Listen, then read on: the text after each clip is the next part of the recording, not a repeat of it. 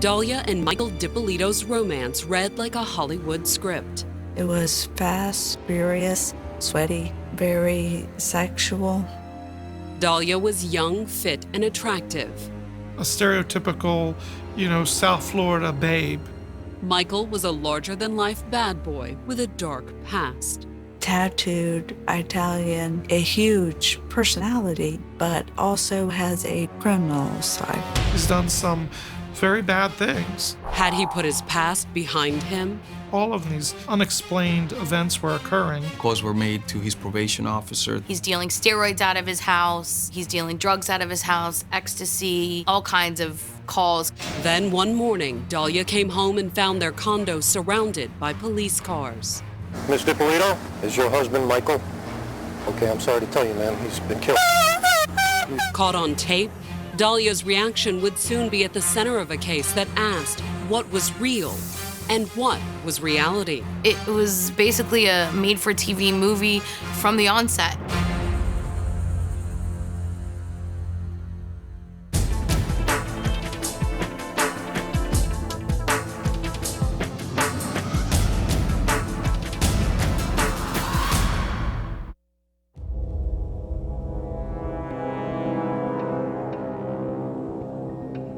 Boynton Beach, Florida, August 5th, 2009.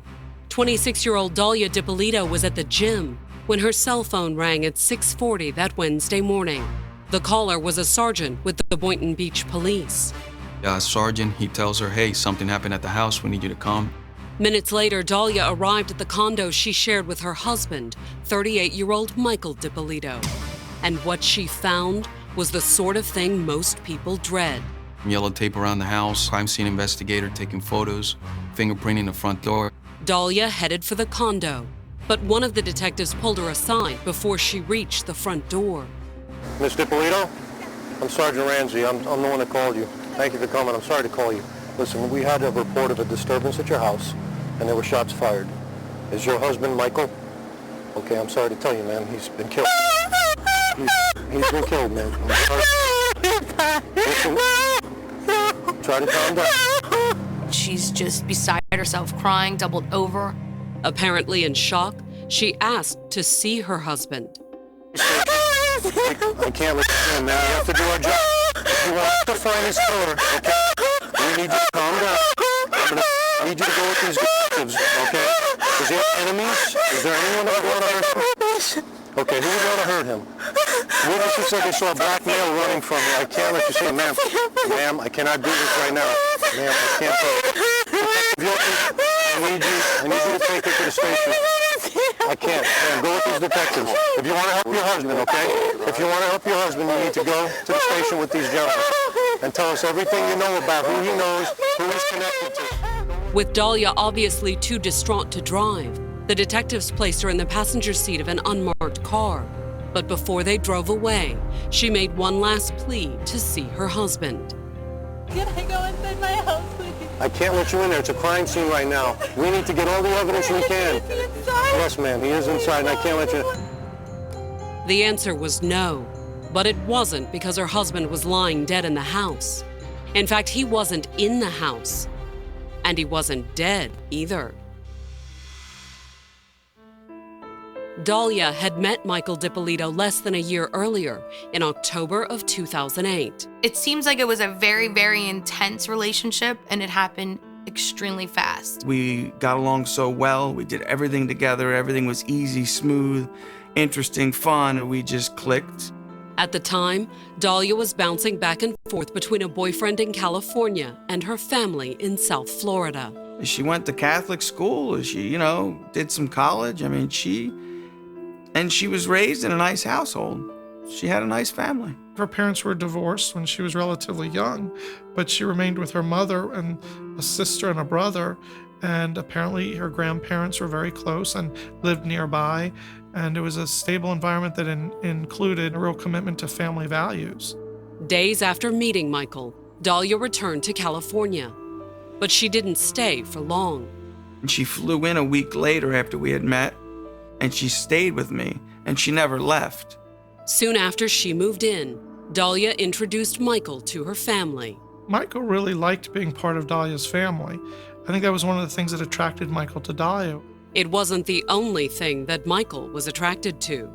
She's a very attractive lady. I mean, beautiful hair, beautiful smile, great build. A stereotypical, South Florida babe. Dalia was also able to offer Micheal a level of stability. Before they met, Micheal Dippolito had lived a turbulent life. Micheal was a South Florida transplant who had grown up on the mean streets of South Philly. He's done the best he can to survive with the tools that he was given. I had an opportunity to come to Florida. And, considering, I'm basically homeless, living in an abandoned house in, the Badlands of Philadelphia, the thought of palm trees and, all these nice things of Florida, I'm like, sure, let's go. Some of his business enterprises hadn't been entirely legal. He was involved in a boiler room operation where he basically took investors' money and used it for his own personal interest. It was backed by organized crime. And, I'm addicted to the money. The money wasn't all he had been addicted to either. Micheal struggled with a drug addiction for a very, very long time. Arrested in 2002, Micheal had spent 7 months in prison, and he was still on probation when he met Dalia in 2008. I'm a person that has a bad history. It doesn't make me a bad person. On paper, I probably look like a terrible person. I'm not telling you I'm a saint, but I'm not a bad person. That's precisely what he had told Dalia, too. According to Micheal, he hadn't tried to hide his shady past.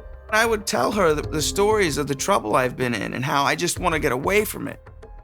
I just want to put it behind me and finally be done with it. Dalia didn't appear to be put off by Michael's past. Instead, she focused on the future. She was always talking about plans of a future together. And as far as Dalia knew, their prospects appeared bright.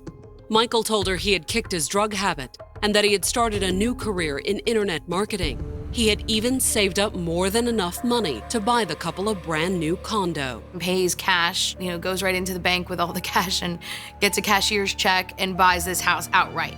Despite paying cash for the condo, Micheal had over $100,000 left in the bank, money that was supposed to go to the people he had defrauded.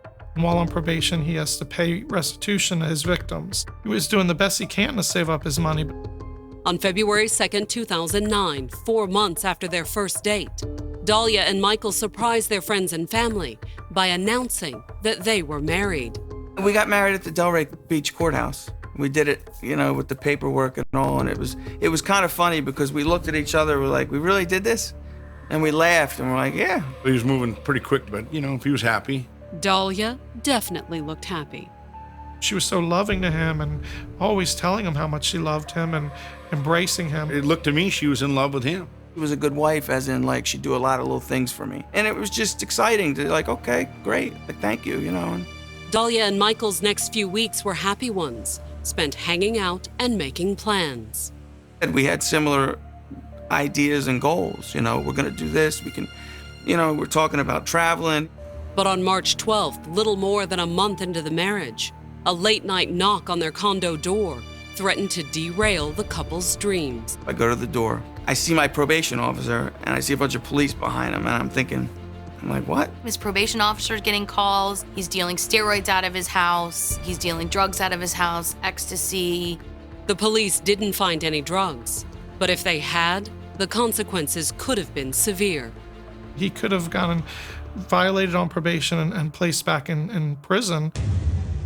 Micheal says the police raid left him rattled. And I had been on probation probably 6 years, and I've never had a visit like that. He called me to say that he was wondering, who I thought may have been out to harm him. And, truly had no idea. Micheal had kicked his addiction years earlier, and while he had a criminal conviction on his record, it had not been for dealing drugs. So Micheal and the authorities had to wonder who was the mysterious caller and why had they accused him of dealing drugs.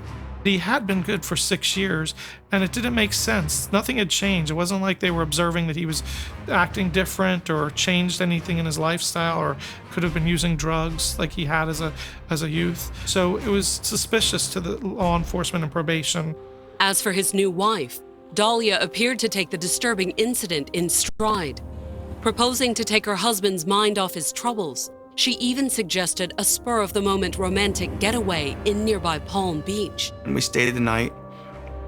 It was my wife's idea. Let's go spend the night at the beach. It'll be nice.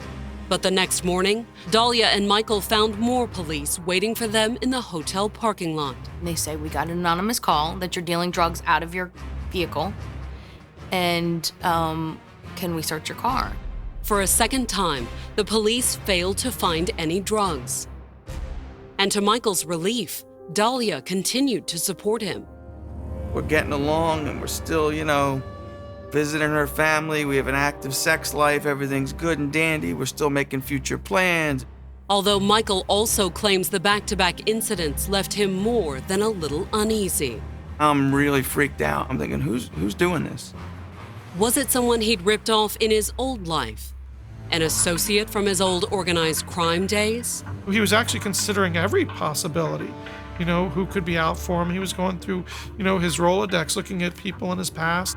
Whoever it was didn't give up easily. On March 29th, Dalia and Michael had been out to dinner when once again, they found police waiting for them in the parking lot. Mike looks at her and says, oh, what? I guess they're probably here for me. They were summoned by another anonymous tip. They ended up finding a little bag of cocaine under my spare tire. And I'm thinking to myself, now I'm going to jail. I'm going to jail. I'm going to jail. And I think I started crying to this cop. Talking to the police, Michael swore he knew nothing about the drugs. Instead, he claimed he'd been set up repeatedly. It was really strange that out of nowhere, all of a sudden these unexplained events were occurring. Incredibly, Michael managed to talk himself out of getting arrested. They said, we're not going to make an arrest here. Something's not right. The police confiscated the drugs, and then they let him go. And I can't even believe they let me go. But would the mysterious stalker be so easily dissuaded? This is kind of creepy. I would go home. I'd search my whole house. I'm freaking out. Coming up, the police make another surprise visit. I guess I didn't know if they were there to arrest me or what was going on. And extreme measures are taken to find out. I'm sorry to tell you, man, he's been killed.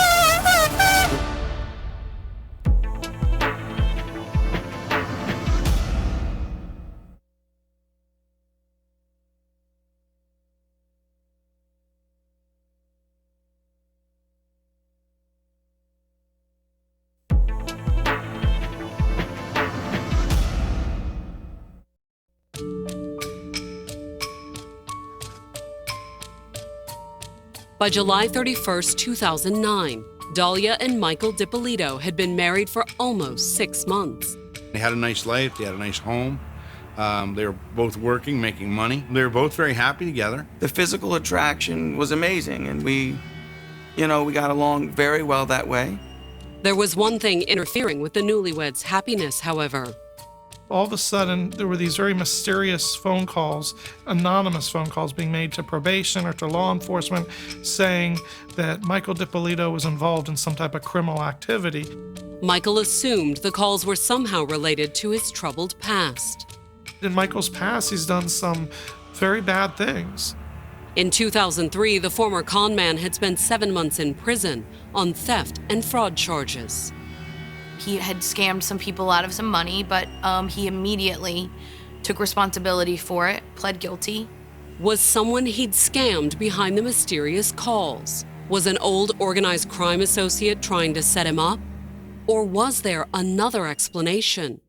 On July 31st, Boynton Beach police received another phone call concerning the Dippolitos. Only this time, the caller identified himself.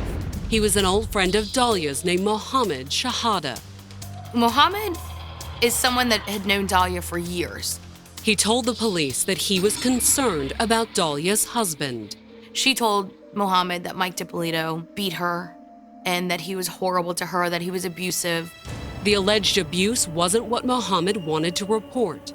Instead, he told police that when he'd urged Dalia to go to the police, she had suggested another, more direct option for dealing with her husband. She has to find someone who can kill her husband for her. That's when he said, I don't want to be a part of this. And when he refused, according to Mohammed, Dalia had tried to get her hands on a gun, his gun. He always keeps a gun in his glove compartment. She actually reached in his glove box and took his gun out and made the comment if he's not going to help her, that she would do it herself. Mohammed said that he'd managed to take the gun away from Dalia. I got really mad. I told her to get the hell out of the car. But the incident had also led him to call the police. He's like, this girl is serious. The allegation was also serious, and police needed to ensure the caller's information was good before acting on it. At first, you question it, of course. You don't know if it's real or who is this guy. It's not often that a citizen comes, to the police department with this kind of a crazy story. There was at least one way to verify it, however. They had him set up a meeting with Dalia. Prior to the meeting on August 1st, the police hid a surveillance camera in Mohammed's car and wired him with a hidden microphone. In the car, they began talking about making plans to getting somebody to kill her husband. According to Dalia, it was her only option. Me going and filing for divorce, like he'll come after my ass, period. And Michael would have no trouble finding someone to kill her, Dalia claimed. And all his friends are just like organized crime or whatever.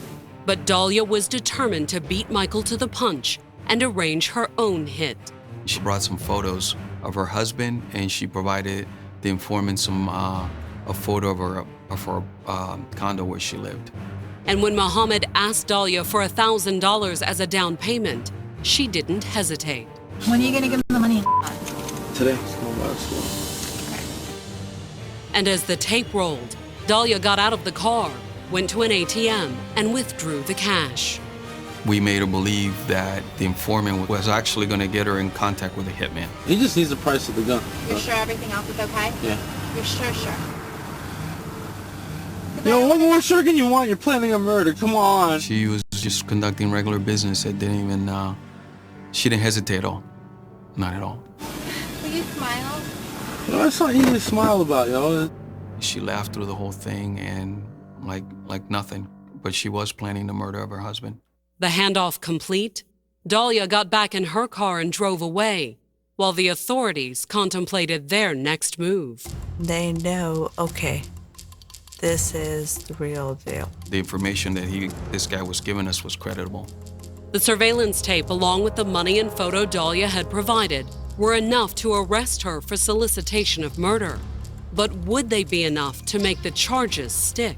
Law enforcement really wanted to capture her intent and to show that she was absolutely willing to go through with this plan.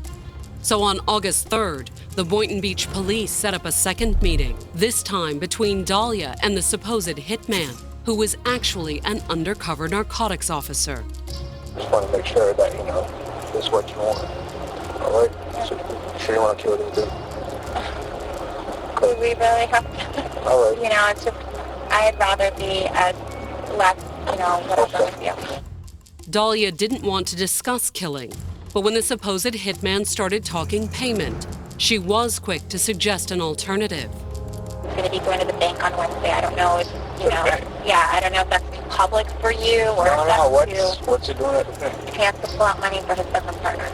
She didn't want to pay a lot of money, actually. She said, well, I really want you to go kill him at the bank because he's going to have money on him, so you could take that as your pay. I don't want to get greedy, but, the money only have $10,000 on him.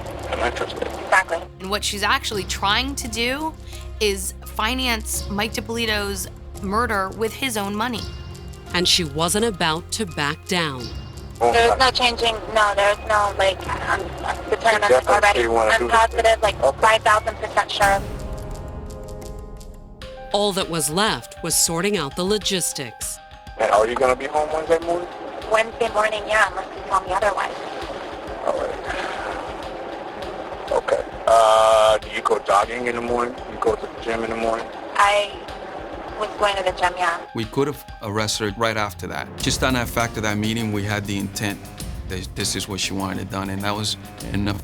But the police didn't arrest Dalia. Instead, they let her drive away, presumably thinking her husband would die 2 days later. And on that Wednesday morning, the police watched as she headed off to the gym at 5:43 a.m. This whole time, we have surveillance on her. As soon as Dalia left, the police pounded yet again on the Dippolito's condo door. I see a bunch of police officers, you know, not regular cops either, you know, like I guess detectives or whatever the outfit was. So I'm like, oh boy. And he must have saw my reaction. Like, I guess I didn't know if they were there to arrest me or what was going on. Considering his recent string of run-ins with the police, it seemed like a fair guess. But nothing could have prepared Michael for what the lead detective told him. He goes, look, your wife's gonna have you killed today. You have to come with us. Michael was stunned, but he barely had time to react before he was hustled into the back of a squad car. They told me, let's go, we gotta get out of here. Michael was removed from the scene within minutes of the door being opened. Then, as Michael was driven to the precinct house, the police staged a setup of their own. We were going to set up a fake crime scene around their townhome. Put some yellow tape around the house, have a few marked units, marked police cars in front of the house. It took less than an hour to set the scene. At 6:33 a.m., the police placed a call to Dalia. Ms. Dippolito, this is Sergeant Frank Ramsey, Boynton Beach Police Department. The sergeant asked Dalia to come back to her condo, that there had been a disturbance. But he waited to tell her what had supposedly happened until a few minutes later in the parking lot, in front of the cameras. Ms. Dippolito, thank you for coming. I'm sorry to call you. Listen, we had a report of a disturbance at your house, and there were shots fired. Is your husband Michael? Okay, I'm sorry to tell you, man. He's been killed. He's... Coming up, Dalia learns the truth behind Michael's so-called murder. We filmed everything that you did, recorded everything that you did. You're going to jail.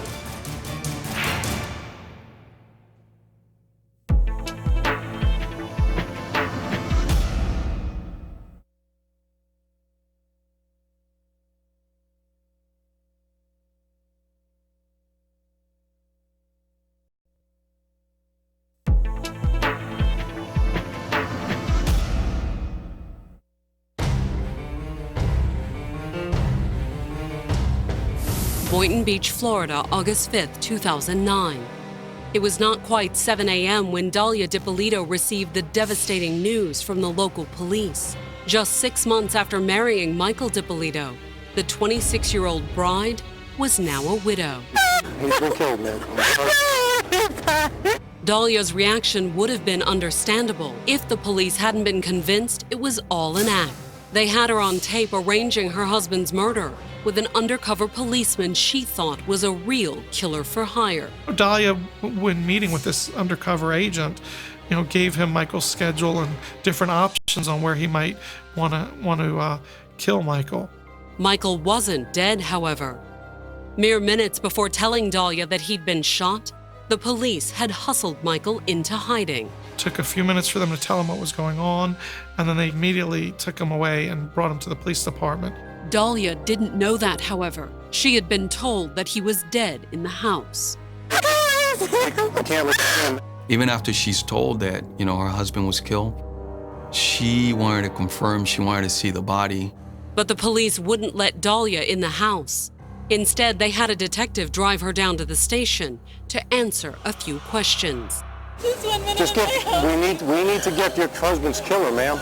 A few minutes later, Boynton Beach detectives ushered Dalia into a police interrogation room. At this time, she believes that we're investigating the fact that her husband was killed, and we still make her want her believe that she's not a suspect.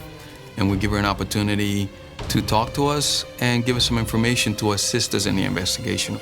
Although still tearful, Dalia did her best to help. And she starts going through all of this.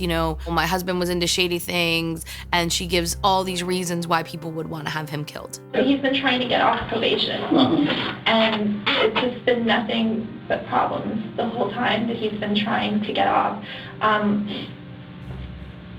People weren't happy that he was getting off probation. She talks about how her husband had enemies.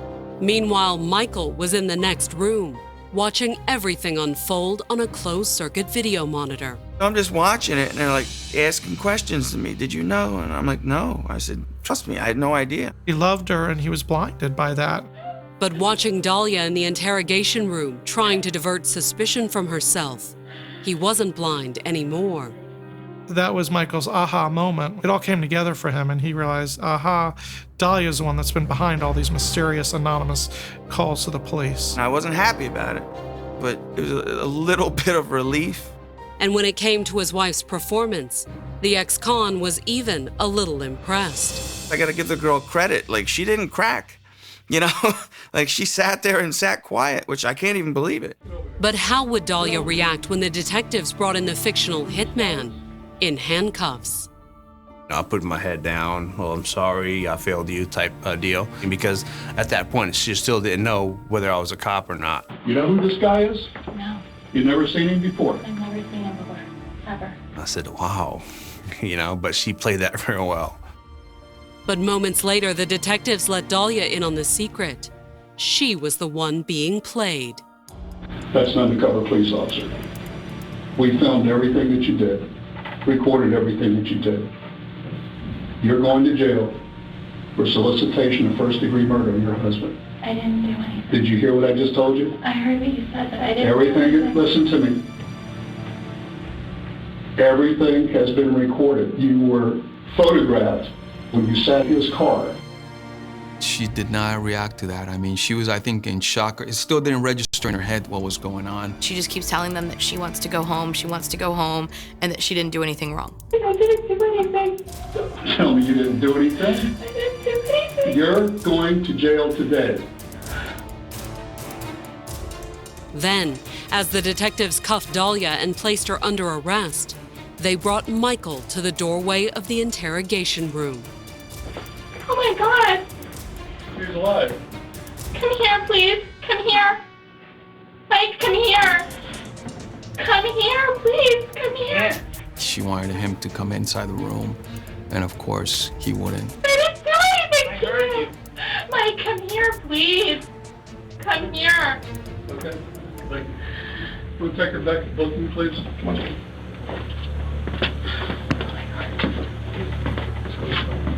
It was, don't believe anything you're seeing. It's all a lie. I love you. Come here. You know, and it was just a shock to him. I heard a tape recording, and it was her. And, you know, I'm not dumb as far as, look, we're not here by mistake. So I said, I can't, and I walked away. That was basically it. While Dalia was being booked, Michael finally had the chance to give the detectives his side of the story. In the interrogation room, he filled them in on all the strange things that had started happening within weeks of marrying Dalia. He began telling us information in reference to things that have been happening since he met Dalia, how he's been set up, where he's found drugs in his car, how people have made anonymous phone calls to the police department. I haven't had this many incidents go wrong in my life, in my life, and that I've had since I met this girl. But why would Dalia want to get Michael's probation revoked, much less have him killed? During the sting, Dalia had told Mohammed it was to get away from her husband and his mob connections. But the police suspected another motive, particularly when Michael started talking about the house they owned free and clear, and all the money he'd saved, supposedly to pay off his probation. She just wanted his money in the house. I think that was her main concern. She figured if I get him violated on probation, he'll be locked up in prison for 20 to 28 years. And at that point, I can go ahead and just keep the money and keep the home. And when the anonymous phone calls and planted drugs failed to put Michael back in prison? And that's when the plan evolved into the only other way for me to keep his money and his house would be to kill him. From there, the police had everything on tape. Almost an hour's worth of video showing Dalia soliciting the hitman and arranging the murder. Now the question was, would she admit that she had been caught? Once she was booked on solicitation charges, the detectives brought Dalia back to the interrogation room for another statement. I actually ended up interviewing her to see if she would come, clean with what happened. The answer was no. Why did you want Michael killed? I never said I wanted him killed. Yes, you did. It's on tape. I didn't say. It's on tape a lot, so you did. I didn't say that I wanted him killed. I What? didn't. In the face of copious physical evidence, she continues to deny. And her denial continued even when confronted with actual audio of her conversation with the undercover officer. Was that your voice? You guys are treating me like a criminal, and I'm not. I'm not that kind of person. I'm just not. In that instant, you can see the level of delusion that she is operating under. But there was one thing that Dalia could not continue to delude herself about. If I'm not going home, then I'd like to speak with an attorney, please. Okay, there you go. That's fine. All right, based on that statement, this is going to end our interview, okay? You understand? May I please still make my phone call? After making her phone call, the Boynton Beach police walked Dalia out in handcuffs and placed her in the patrol car that would take her to the Palm Beach County Jail. I didn't do anything and I didn't plot anything. What was that? I didn't do anything and I didn't plot anything. Dalia's denials continued later that evening when she called Michael from jail. I took the call because I had to. I just had to hear what she was going to say. But it's not possible. What they're saying is not true. How in the hell did I hear it and see it? I heard what you heard. It's not true. I heard what you heard and I saw what you saw. Everything they showed you, they showed me. And how is it not? How are you telling me that? I am giving you my word that it's not true. It's just incredible how this girl sticks to that story. Dalia could deny all she wanted, but within 24 hours of her arrest, millions of people had seen the same video footage her husband had. And in an era of cell phone cameras and flip cams and people, immediately calling the news stations to give them information, we wanted to be able to give it to the media and the public ourselves and explain it properly. And that's exactly what we did. Once on the internet, Dalia's performance proved to be an instant hit. It went viral in 12 minutes. The networks quickly took notice too. It became a national story. And then within a day, an international story. It just had all the right elements, They're a good-looking couple. She was very young. The case was very sexy. It was basically a made-for-TV movie from the onset. Coming up, will the surveillance footage be enough for a conviction? We had video of her talking about this murder-for-hire plot. Or will the plot take a surprising twist? There was another Google search for castings, reality TV.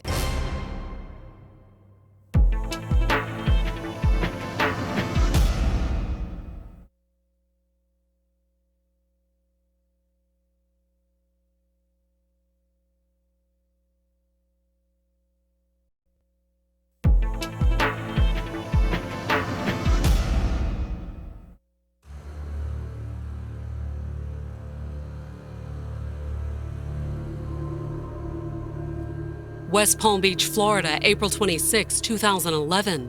Just 2 years after marrying her husband Michael in a courthouse ceremony, Dalia Dippolito was back in a Palm Beach County courtroom. Only this time she was on trial for soliciting his murder. In August of 2009, a mere 6 months into the marriage, 28-year-old Dalia had been charged with trying to hire a hitman to kill Michael. We had video and audio recordings of her talking about this murder-for-hire plot. In the year and a half since Dalia's arrest, millions of people had seen that video, either on YouTube or on television. The video of the whole crime scene and her making contact with our detectives at the crime scene went viral. It just spread like a wildfire. According to the prosecutor's opening statement, the tapes prove that Dalia was guilty of soliciting her husband's murder. She wanted Mike Dippolito dead. There is absolutely no doubt about that.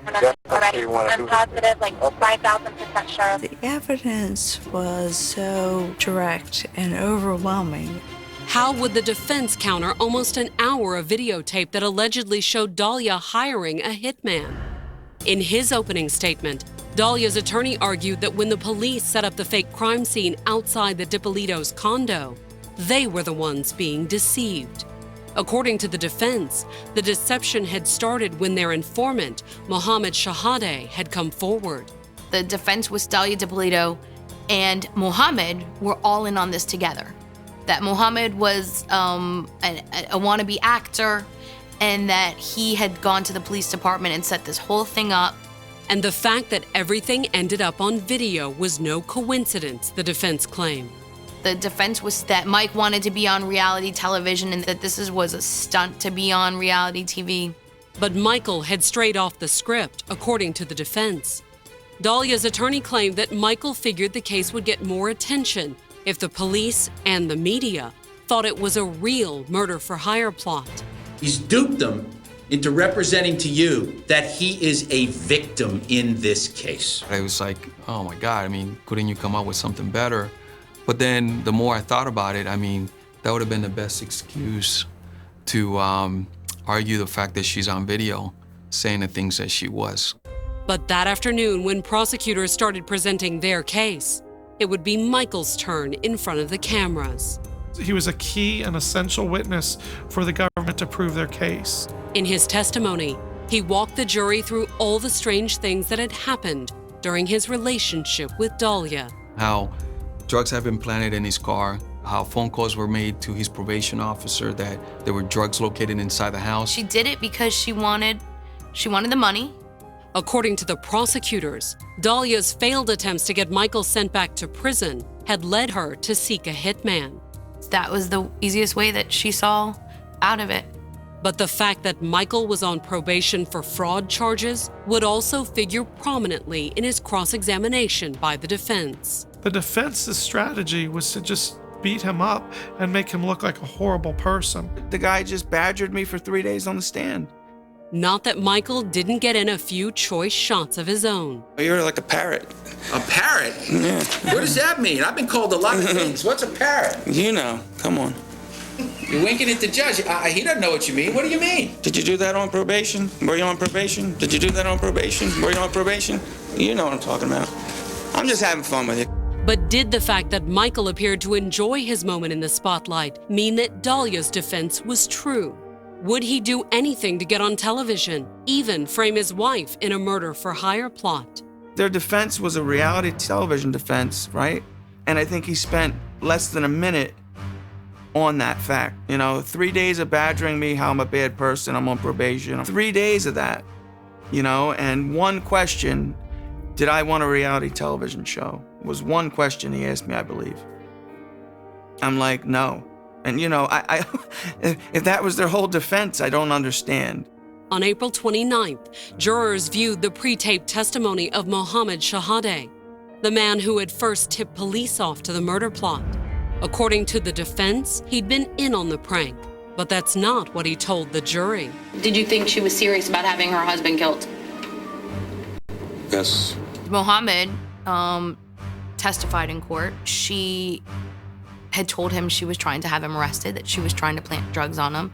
Dalia's cell phone records also revealed that she was using another man to call in the anonymous tips to police. I had to read word by word of her text messages, and some of those were like, very graphic and in a sexual manner. She would get a text from a number and text back, "Who is this?" And the person would text back, "Well hung, Kevin."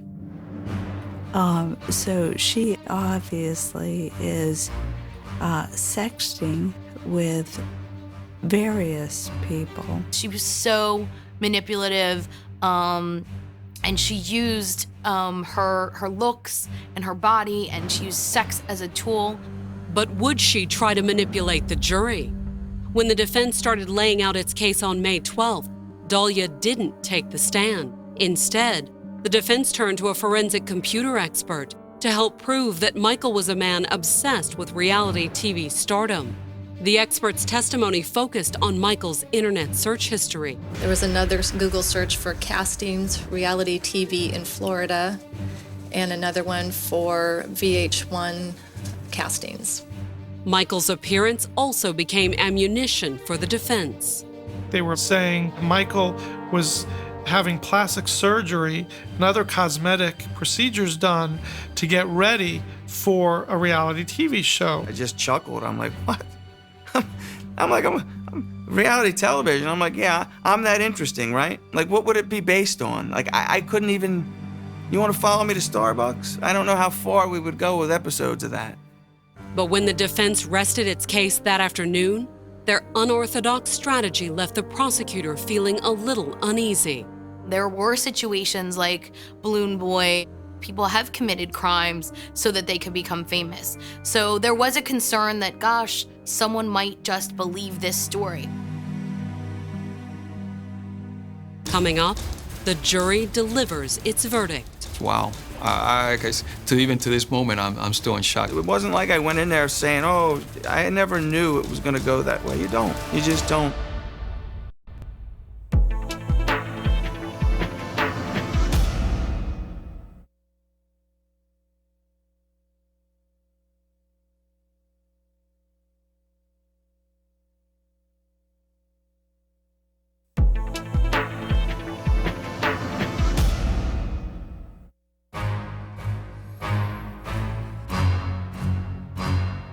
On trial for soliciting the murder of her husband, Micheal, Dalia Dippolito's attorneys had argued that the whole thing was an elaborate prank aimed at earning the couple a shot at reality TV stardom.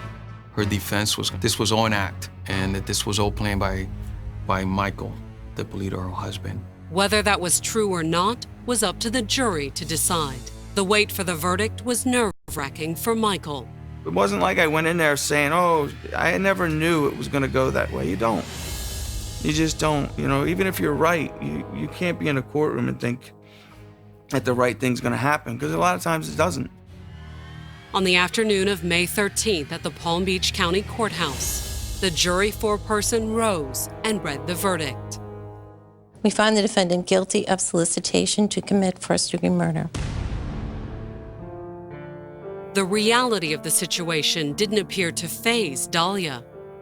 This girl looked like, you know, what just happened? Don't I get to go home first? Or I don't think she got it. Although her conviction appeared to have sunk in by Dalia's sentencing hearing on June 16. She even broke down and cried as her mother and siblings took the stand and begged the judge for mercy. It was in that instant you could still see a human being there. You could see the shame then. The judge sentenced Dalia to 20 years in prison. In his remarks, he said that getting caught before anyone had been killed didn't excuse what she had done. It was, horrible to watch it unfold as the trial testimony came out. It was pure evil. 20 years, wow. Even to this moment, I'm still in shock that she got that. She solicited for murder. Had it not been a policeman, one person would probably be dead. As for her intended victim, he says he still feels something for Dalia. Pity. To just sit there and lie and make up lies about me and gamble with your freedom on those lies. It's like, are you kidding me? For a few $100,000? It's sad.